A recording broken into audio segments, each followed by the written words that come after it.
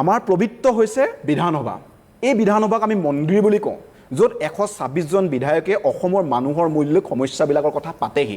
এই যেটো বিগত 5 বছৰ চৰকাৰ আছিল তাৰ যিজন মুখ্য মানুহ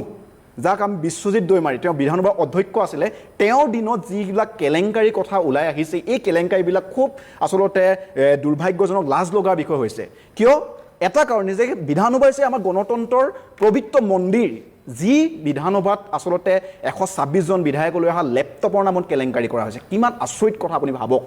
যেটো লেপটপ কেলেংকাৰী হৈছে তাৰ পাছত আপুনি নিযুক্তি তেওঁলোকে নিযুক্তিৰ কথা কোৱা হয় নিযুক্তি দিছে হয় আমিও স্বীকাৰ কৰিছো নিযুক্তি দিছে কিন্তু এই যে বিধানসভাৰ মজিয়াত কোনো বিজ্ঞাপন নোহোৱাকে এই যেটো নিযুক্তি প্ৰক্ৰিয়া হৈ গ'ল এটোটো খুব ভয়ংকৰ কাৰবাৰ হৈছে যাৰ কাৰণে মই ভাবো যে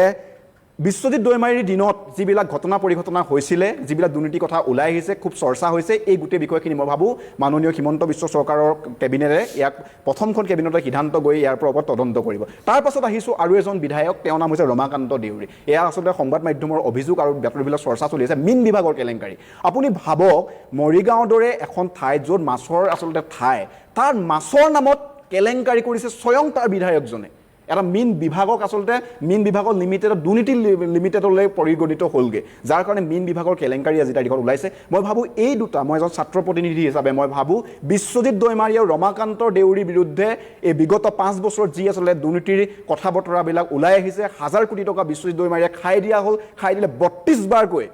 এজন বিধানসভাৰ অধ্যক্ষই